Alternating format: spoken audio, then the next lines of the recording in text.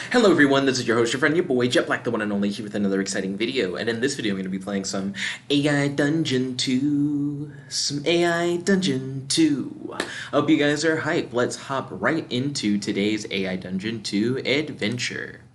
You know that there is another world out there somewhere where anything is possible and there are no rules.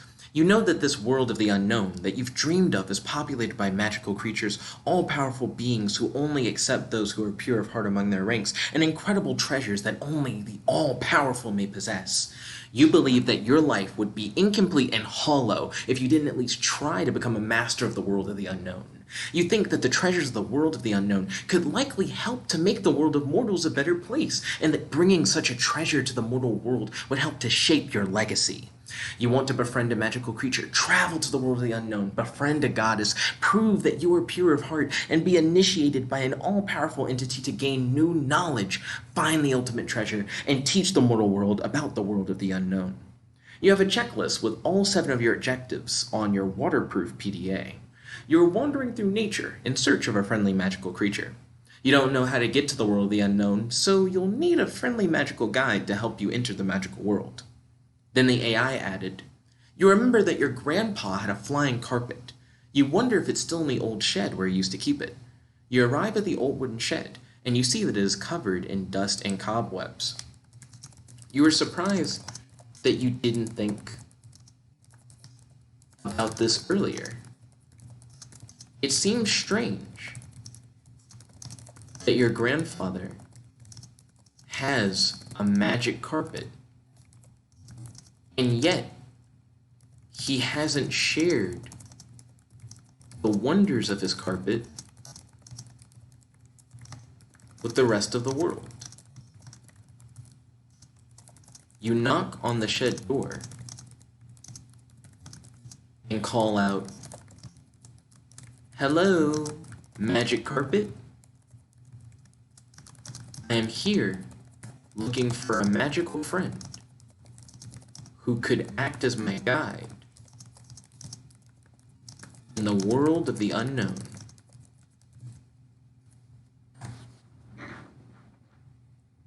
Do do do do do. Do do do do do do do do do do do do do do do. The door creaks open slowly, and you hear a you hear a long, low hiss. Come closer, mortal. I've been waiting a long time for someone like you. A dark, chilling voice whispers from within the shed. You are a little concerned by the tone of the creepy voice coming from the shed. You ask, is that you, Magic Carpet? Yeah, this is actually getting, kind of weird. I was expecting to talk to the magic carpet and see if it would be my friend, but it already sounds like it's kind of evil. As you ask the question, the door of the shed slams shut and locks in place. A frightening, high-pitched laugh breaks the silence of your surroundings. Okay, You realize that your grandfather likely didn't share the magic carpet with the rest of the world because the magic carpet is evil, or at least the magic carpet seems to be evil. You decide to continue wandering through the wilderness.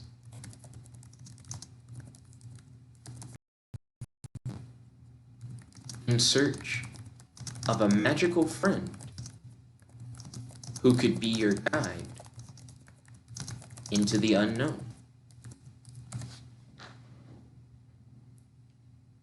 Do do do do do do do do do do do do do do.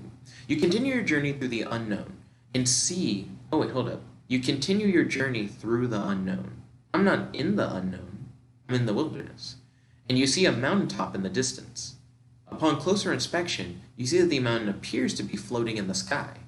You remember reading about a magical flying mountain in a book called Wizard's Tales.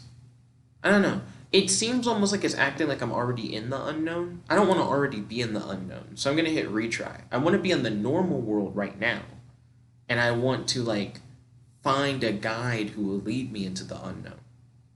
You continue wandering through the woods in search of a new magical guide. Soon, you spot a small gray creature with large ears, a long fluffy tail, and big black eyes, which is happily munching on grass.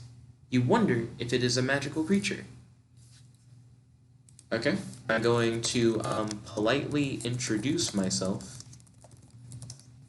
to the creature and ask it if it would like to become my friend and guide into the world of the unknown. Do do do do do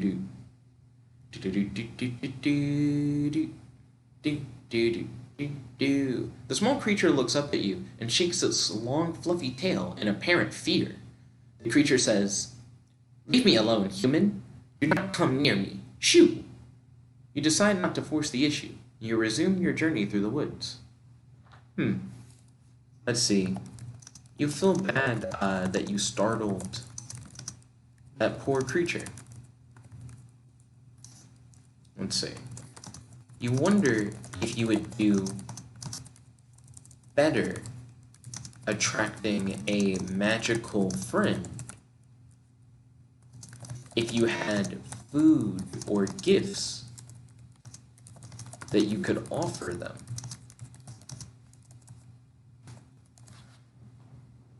Do do do do do do do do do do do do. Do, do, do, do, do, do, do. You remember that a friend of yours owns a gift shop, and she sells rainbow-colored finger puppets. You call up your friend and ask her to give you some rainbow finger puppets. Let's see. You politely ask your friend for help, and you let your friend know why you want the finger puppets. Do do do do do do do do do do do do do do do do do. Your friend says, "I thought you never asked. Of course I'll help you. Wait, let me get the puppets." Your friend gets the puppets from her shop and sends them to your house with a delivery service. Okay, I'm going to go home to pick up the puppets and then travel back into the wilderness in search of a magical friend. You call out into the forest as you walk to let any nearby creature know that you are looking for a friendly guide and that you have a gift for whoever takes you up on your offer.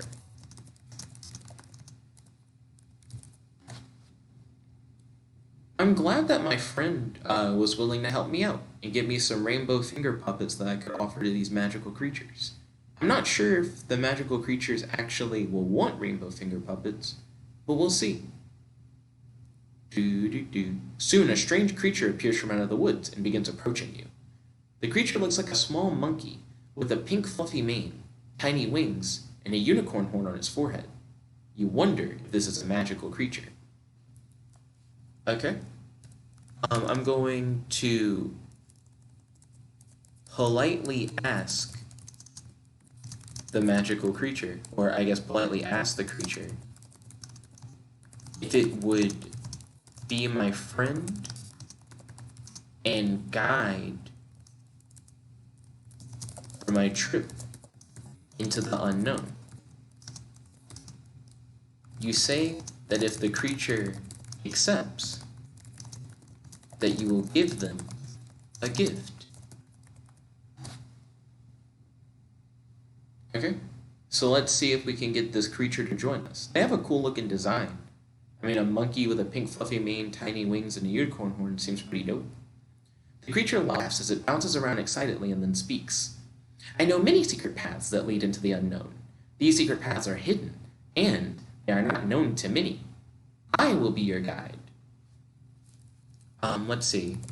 You tell the creature that you are happy to have them as a guide. You ask the creature if they would also like to be your friend. Let's see. Do do do do do do do do do do do do do do do do do. The creature says, I would be honored to be your friend. You are a kind human for asking me to help.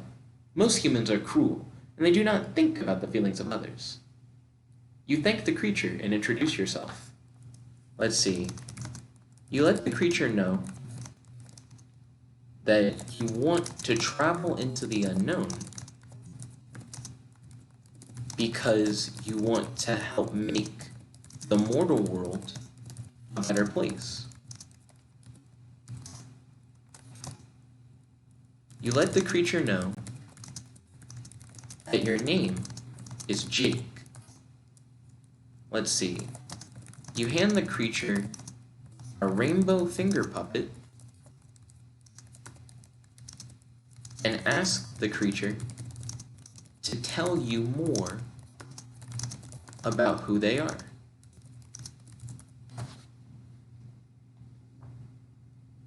Do do do do do do do do do do do do do do do do do. The creature says, "You may call me Bob. I am a person, just like you. We're not so different. The only difference is that I live in the magical world, and you live in the mortal realm." Let's see. Now I'm going to get rid of this extra line that's not really attributed to any particular character. Okay, cool. So, let's see, we know Bob's name. Bob wants to be our friend, and they say they want to be our friend because we're kind, while most humans are cruel. It's interesting that Bob is like, I'm just a person like you. Like, he doesn't say that he's like a specific type of magical creature. And he's like, the only real difference is just like the worlds that we come from. So that's nice. I'm going to ask Bob if they happen to have any magic items that could help you on your journey. So it's very common in like a hero's journey story for the supernatural aid, like the character sidekick, to give them some kind of like enchanted item. Oh shit, Bob says, I have something even better than an enchanted item. I can enchant you. You ask Bob to explain. Bob says, okay, so cool. Getting a superpower is way better than getting an item, so I appreciate that, Bob. If you let me enchant you, then you'll be able to walk among magical creatures without causing harm to them. My kind are invisible to humans, so we can go anywhere without being seen. You are no longer restricted to the mortal world. Okay? Excuse me. So his power would make me able to walk among magical creatures without hurting them. It's interesting that he mentions that his kind are invisible to humans, because I can see Bob. So I'm actually somewhat confused. Let's see. I'm going to allow Bob to enchant me. You ask Bob why you're able to see him, considering the fact that magical creatures are invisible. You also mention that you are able to see your grandfather's flying carpet, which is also a magical creature. And I saw whatever that gray thing was earlier, which also, I think, was a magical creature. Bob tells you that he and his kind are what he calls half-visible. He says, "We magical creatures can make ourselves partially visible to humans, but you cannot see all of us." Okay, cool. So it's not that, like, I have any, like, special ability. It's that there are certain creatures that can make themselves partially visible, which seems to imply that there's more to Bob than meets the eye, which is kind of interesting. Also, the enchantment allows me to walk among magical creatures without causing them harm, which is interesting. And then he said the magical creatures can go anywhere without being seen, and then he says I'm no longer restricted to the mortal world. Okay, it almost seems like his enchantment is part of what will allow me to, like, go to the world of the unknown in the first place. Like, he's like, I've lifted, like, the restriction from you. So that's cool. Let's see. So I'm going to thank Bob for his enchantment and ask Bob to lead the way into the world of the unknown.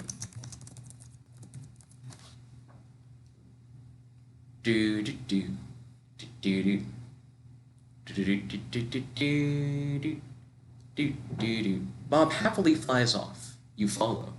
Soon after a few minutes of walking, you reach the border of the human and the unknown. Tall trees surround you, and the air has a green tinge to it. Bob tells you to wait here. You nod and politely wait for Bob. Do do do do do do do do do do. Do. Bob disappears into the trees. He returns with a large bundle of supplies. There are jars of enchanted honey, enchanted knives, and even an enchanted cloak. Bob tells you that they are for you. He says, "Oh wow, Bob's loading us up. He gave me an enchantment that allows me to walk among magical creatures without hurting them, but he also is giving me knives. I'm curious what those are for." Oh, he says, "The knives will let you cut down trees without effort. The honey will give you immense strength, and the cloak will hide you from enemies." Bob asks, "What do you choose first?" Let's see. You say, "I currently don't have any enemies, so I don't need the cloak currently.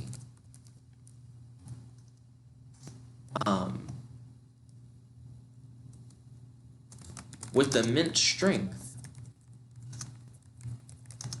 I could easily knock down trees if needed. So the knives seem unnecessary if I have immense strength. Immense strength has a lot of applications. I think I would pick the enchanted honey, as immense strength could help increase my abilities to superhuman levels and help me during my adventure. Okay, yeah, so I think that makes the most sense. Do do do do do do do do do do do do do do do. Bob nods and leads you to the enchanted honey. Bob grabs a jar and opens it for you. He says, "Okay, so far I'm liking this, like, equipment phase. It's pretty cool. It's interesting that he brought all 3 items, but he doesn't let me take all 3. He's like, pick one. You will need to consume some of this honey before you can begin to see the effects." You grab a spoonful of the honey and put it in your mouth. It tastes quite odd, but it's not terrible. After you swallow, you feel your strength increase.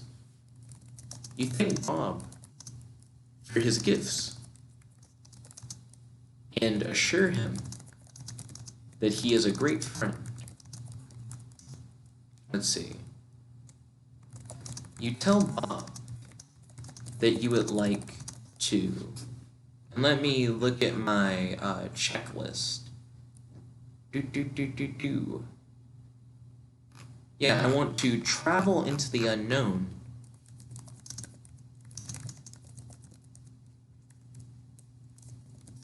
and befriend a goddess.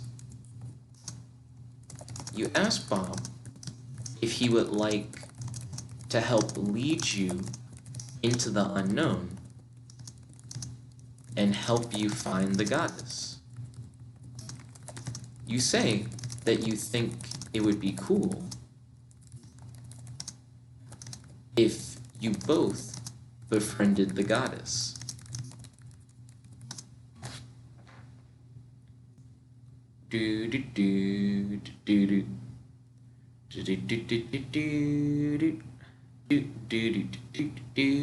Bob grins and tells you that he would love to travel with you. He says,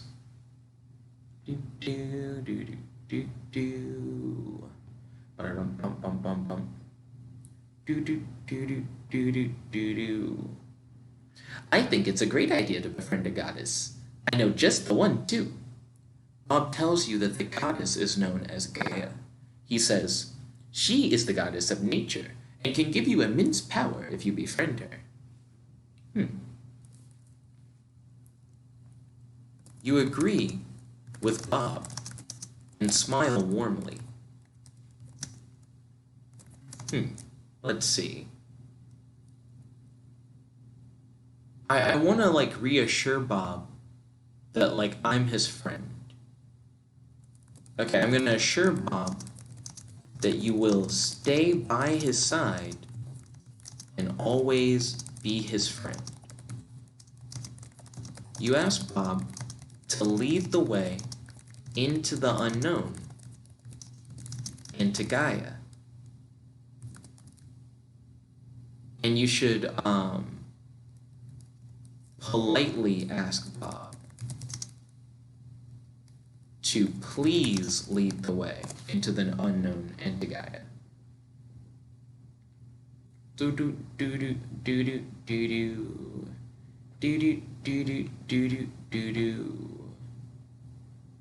Bob happily agrees and leads you into the trees.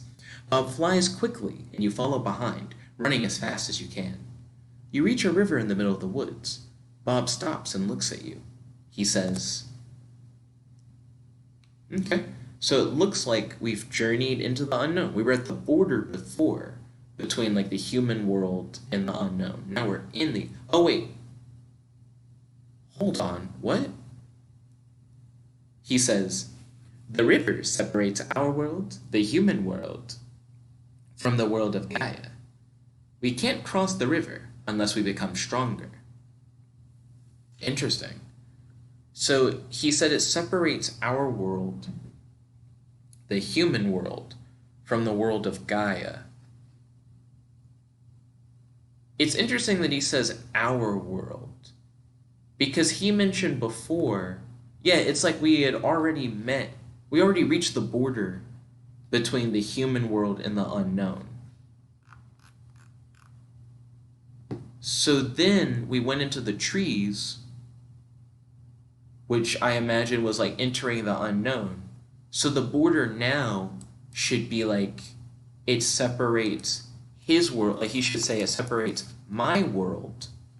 And then he should say the unknown magic world from the world of Gaea, the goddess.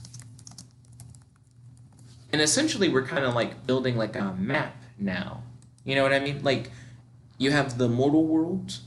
You then have the area of trees where the air has a green tinge to it. There's the border between the mortal world and the unknown.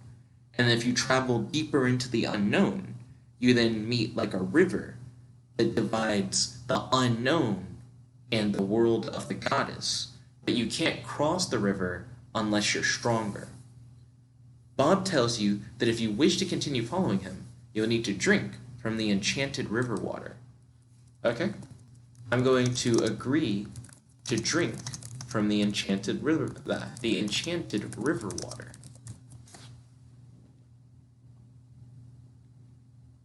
Do do do do do do do do do do do. Bob stops you from proceeding any further. Bob grabs your shoulders and leads you to a secluded place along the river. You look carefully and see that the river appears to be frozen. Bob whispers to you, "The river's frozen." So when he led me to the river, I guess I didn't notice before that it was frozen. Is there some kind of like weird ice creature that's frozen the river? Like what's caused the river to freeze? And why is Bob so skittish now? Seems like something bad is happening. Bob whispers to you that it is a special kind of ice. He says, "If you drink from the ice cubes, they'll make you stronger. But don't drink too much.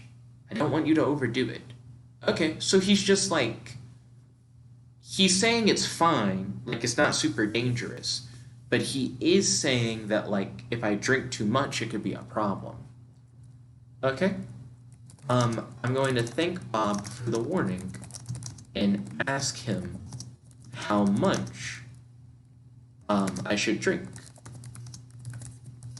You ask if one ice cube would be enough without overdoing it.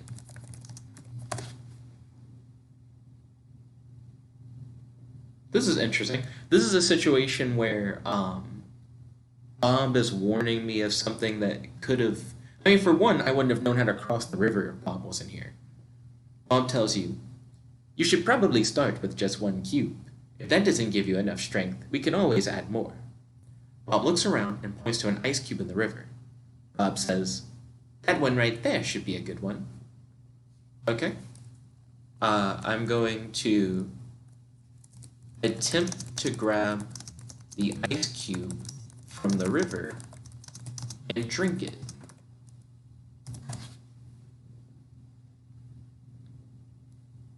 Do do do do do do do do do do do.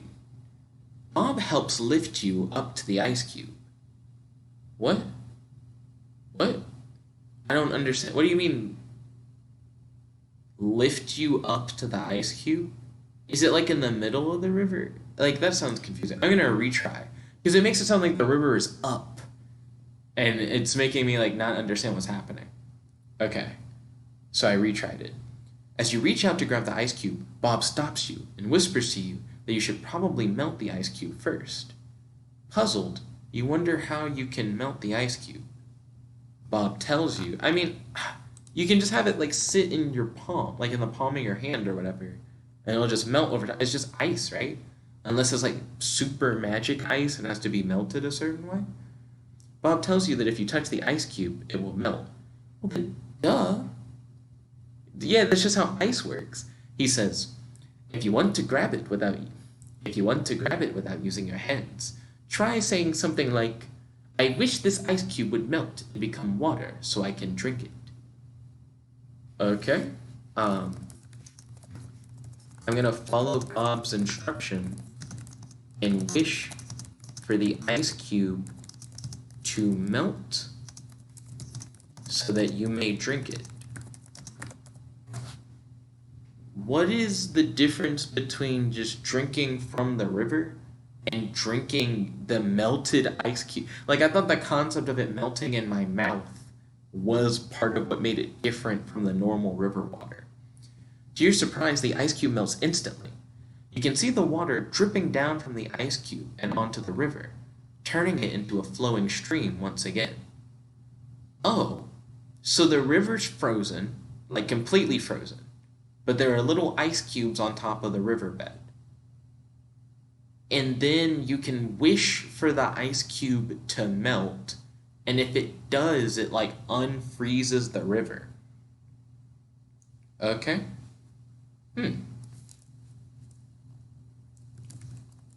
You are not too surprised that things here are strange. You always knew that the world of the unknown was a world without rules, where anything can happen. You attempt to drink the water of the melted ice cube to increase your strength so that you and Bob can cross the river into the world of Gaea.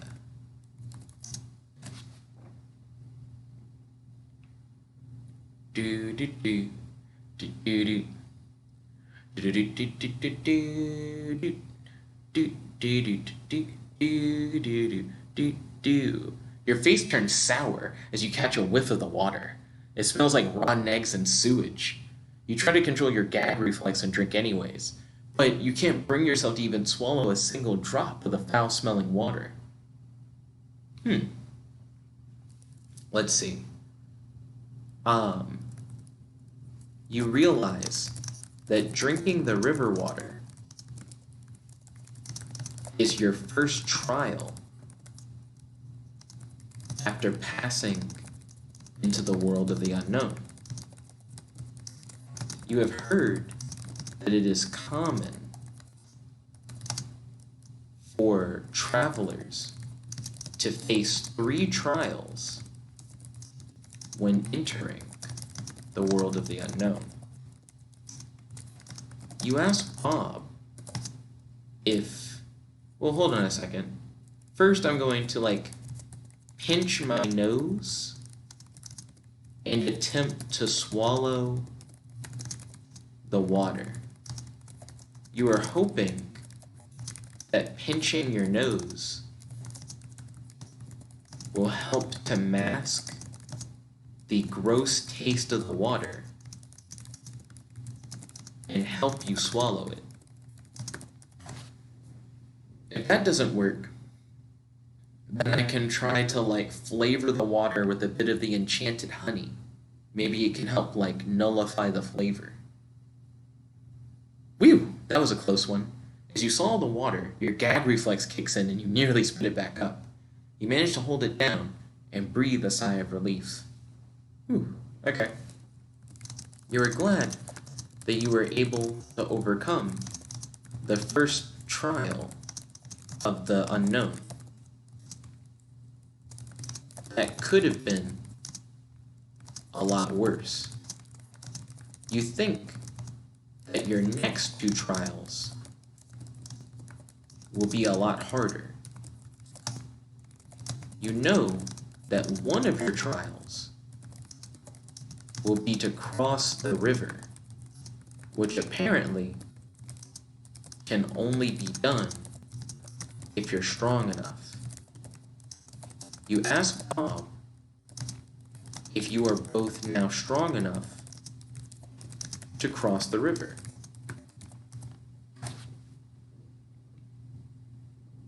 Do do do do do do do do do do do do. Bob takes a few steps back from the river and looks carefully at the edge of the water. He furrows his brow and seems to be thinking very hard about something. After a few moments, he turns to you and says, "Okay, let's see what Bob has to say. And let's also check on the time." Okay, we've been recording for 34 minutes or so. "We may have to wait a little while before we cross the river. I'm not sure we are strong enough yet." You are shocked. You can't believe that after all that work, you might not be able to cross the river until you're even stronger. Okay. Let's see.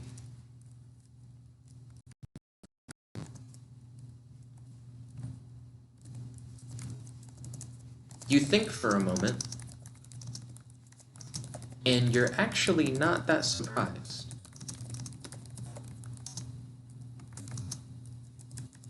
Across the river is the world of a goddess, after all.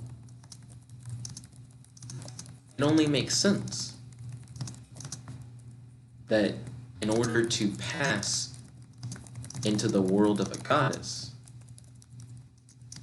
that one must have the strength of a god, while the enchanted honey and the river water might not have been enough. Maybe that's because you haven't done any other training. You decide to take a moment to rest and then start doing push-ups. You are hoping that a little extra exercise might help you to get strong enough to cross the river.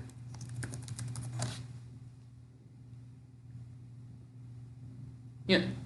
So, I mean, I've used like 2 magical solutions and I'm still not strong enough to cross. But maybe that's because it's not just a magical solution. Wait, what? As you start doing push-ups, you realize that these are a lot harder than your normal push-ups. Your arms are shaking and feel like they're about to fall off.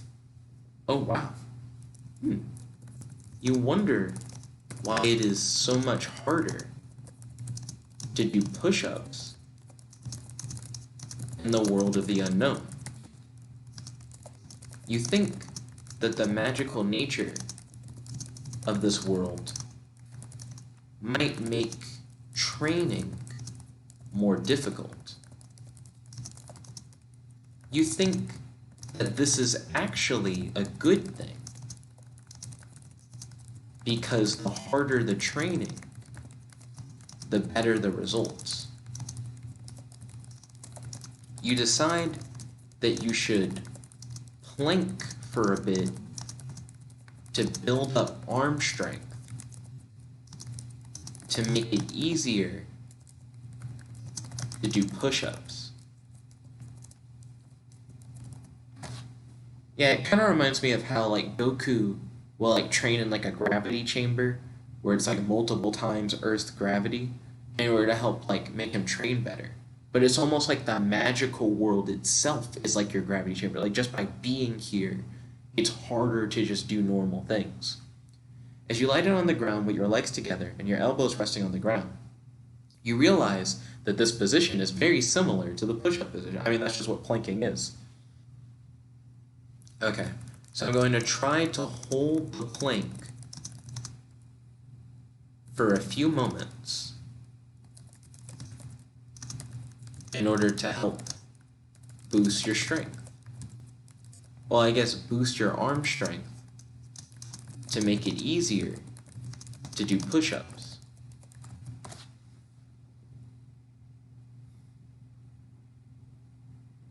Okay. Hopefully this helps. You are in excruciating pain as your arms begin to shake.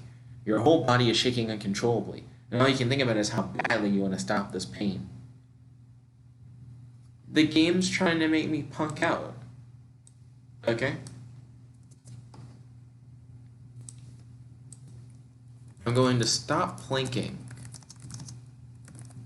and take a moment to rest. This world appears to make all exercise a lot more intense. You think about how you ran alongside Bob earlier, and you think that maybe running might be an easier way to help increase your strength.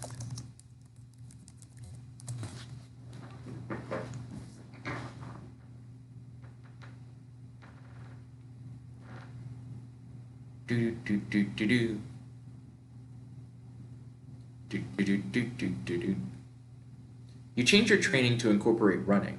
You run as fast as you can, and think you will be able to build up endurance this way. You run alongside Bob, and you're shocked by how much faster he is compared to you. Okay, awesome.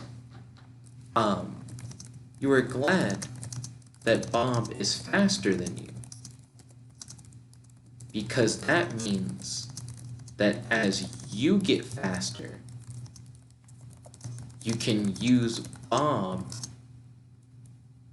as a way to measure your progress. You know that if you ever start to outpace Bob or catch up to Bob, that you are making progress.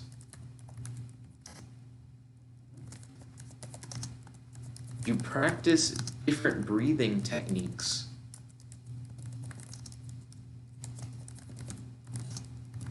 Running stances, and mantras to try and help you increase your running ability, or more, to help you refine your running technique, more like it.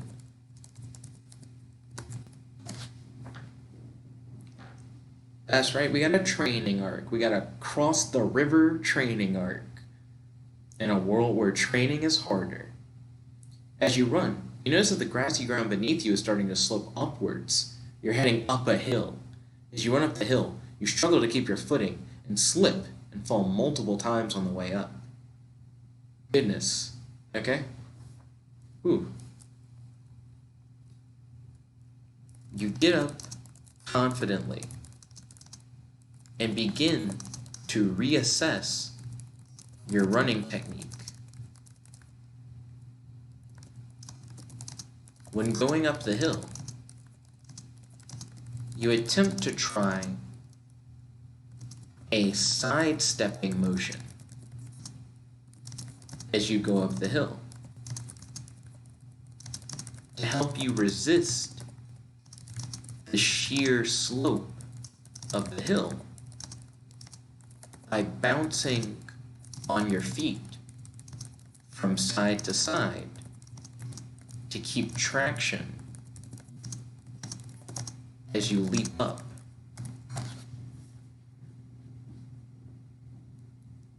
Do do do do do do do do do do do do do do do. While this helps you with running up the steep slope, you realize that your sidestepping technique is actually more tiring and uses more energy than just regular running. You decide that maybe you should stick to basic running as you continue to train.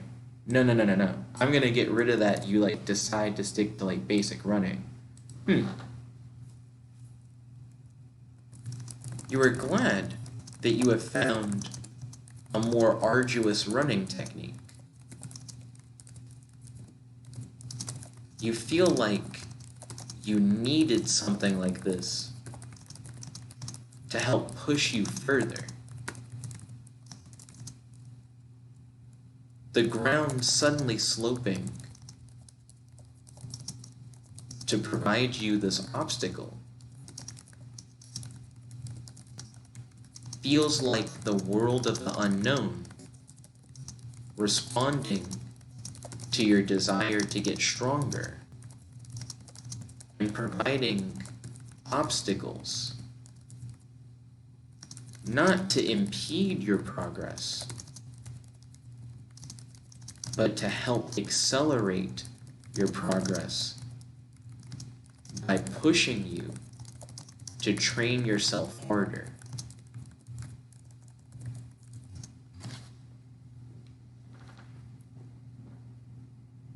Do do do do do. Do do do do do. Do do do do do do. You continue this training, alternating between running longer distances and pushing yourself up steep hills. While you are training, Bob stops to rest. He tells you that he needs a breather and tells you to keep running for a bit. Let's see.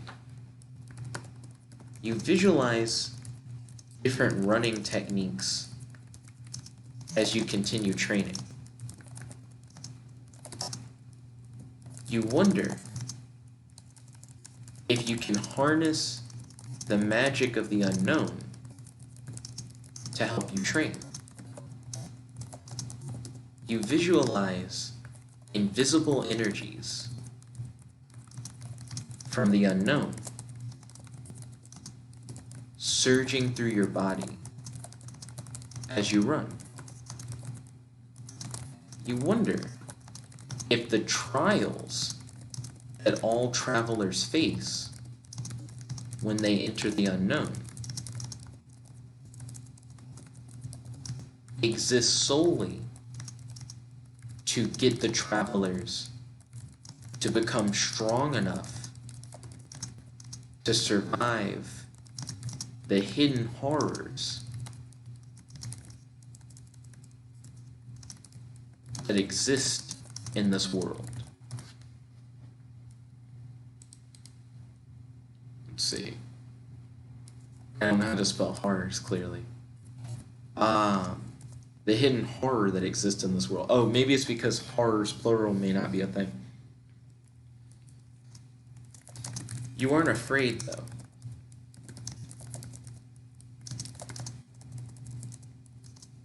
You are excited. You want to become strong so that you can teach the mortal world how to become strong.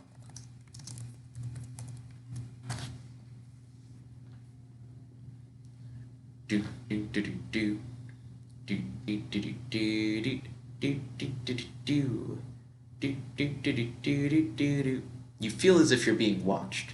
You see Bob staring at you from behind and then quickly looking away. He does this while he's sitting down, resting.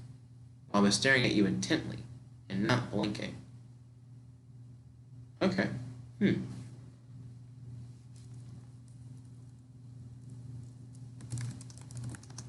You're glad that Bob is watching. It is always good to have a friend watching your back.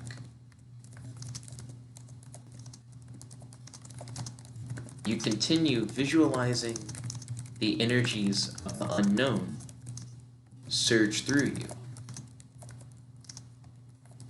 You wish that the energies of the unknown help you to train and increase your strength so that you may cross the river with Bob into the world of Gaea. Do do do do do do do do.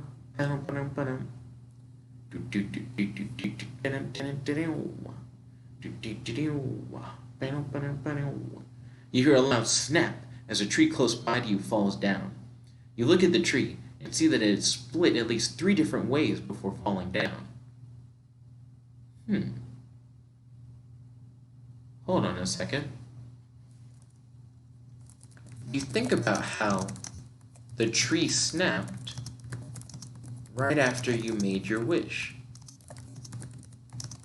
You wonder if the pieces of the tree might have fallen over the river and created a bridge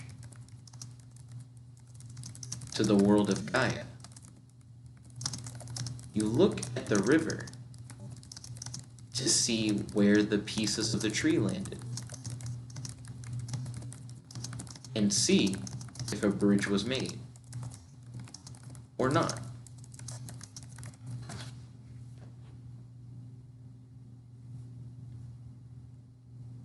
Do do do do do do do do do do do do do do do do do do. You look, but cannot see any part of the tree making a bridge over the river. It seems like the pieces all fell on the wrong side of the river. Okay? So none of them fell across the river. Fascinating. You wonder if you could use the pieces of the tree that fell to make a bridge. Yeah, like if I'm strong enough, maybe I can like lift the pieces up, slide them across the river, and make like a, makeshift bridge that we could cross. You search the pieces of the tree and find that you're able to fit a few pieces together to make a bridge that can get you across the river. You lay down on the bridge to get your footing right, You don't want to fall into the river. Why would I lay down on the bridge?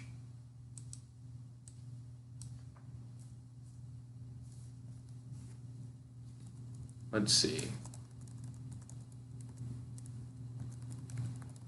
You carefully place your feet on the bridge to get your footing right. I think that makes a lot more sense.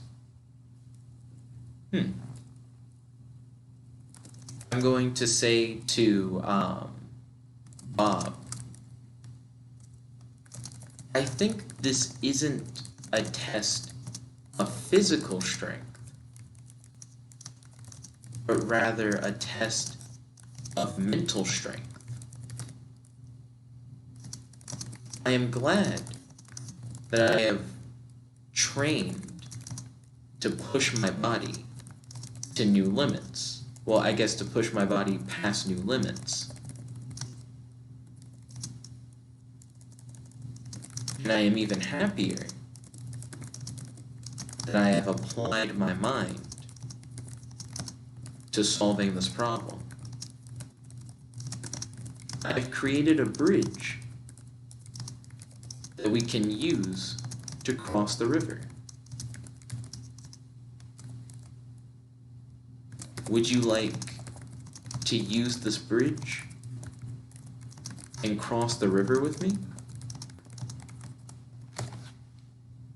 Do do do do do do do do do do do do do do do. Bob says, "No way, no how.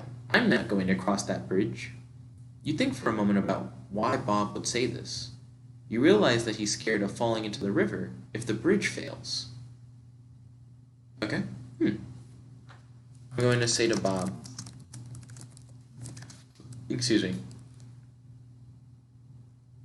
what if I held the bridge for you to make sure that the bridge doesn't fall? Then, once you cross, you could hold the bridge for me. That way, neither of us fall into the river or have to worry about the bridge. Also, can't Bob fly? Like, it seems kind of interesting that he's afraid of, like, falling into the river, since he can fly.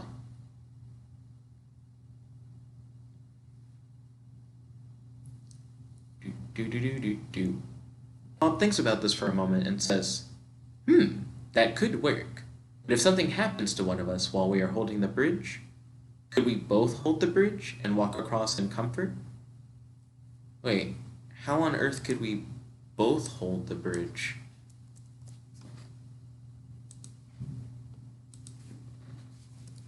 I'm going to say, Bob, couldn't you fly across the bridge? I mean, yeah. That way, you wouldn't have to worry about falling into the river.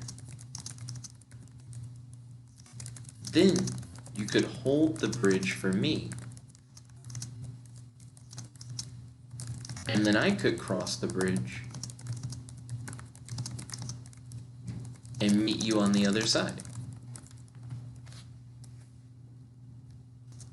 Do do do do do do do do do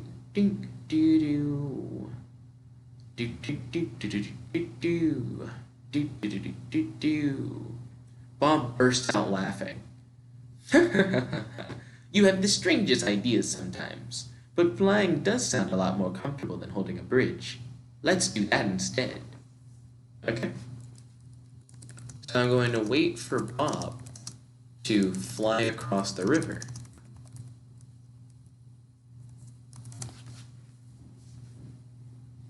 Do do do do do do do do do do do do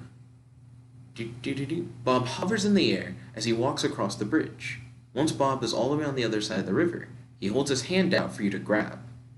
You reach out your hand and grab his. Then Bob pulls you across the bridge. Ah, okay.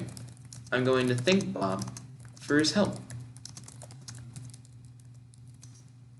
You didn't realize that Bob's arms were long enough to pull you across the bridge. You offer Bob a friendly hug. Do do do do do do do dink dink dink do do do do do do do do do. Bob hugs you back and then flies off to look for the next challenge. You reach into your backpack and grab a few energy bars to give you some much needed energy. After eating one, you feel the energy returning to your body. Let's see. You say to Bob, I think we passed all 3 of the trials. The first trial was a test of will. That was drinking the river water. The second trial was a test of the body. That was the physical training we did. The last test was a test of the mind. That was constructing the bridge and finding the courage to cross it. The river water gave us the strength to train. The training gave us the strength to move the tree pieces to build the bridge.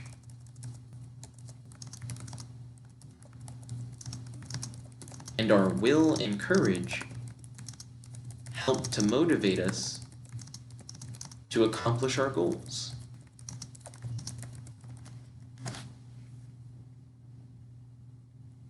Do do do do do do do do do do do do. Bob smiles and says, "You are right. And now that we have passed all 3 trials, we can make our way to the ancient city of the Wizard of the West." You and Bob begin walking down the path. Let's see. You say, "We are now in the land of Gaea, the goddess." Is Gaea in the city of the Wizard of the West?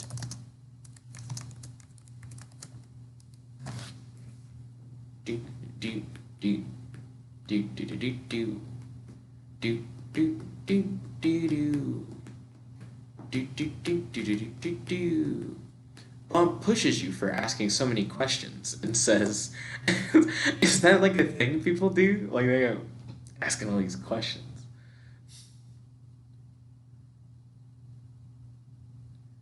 Okay, so let's see how Bob replies.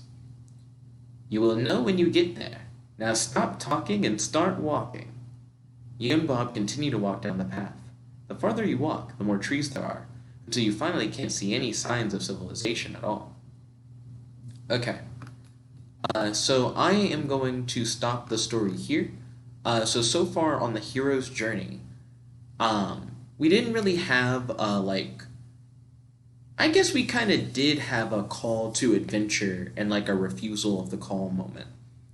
So the call to adventure could have been when Grandpa's magic carpet tried to like lead me into the garage, right?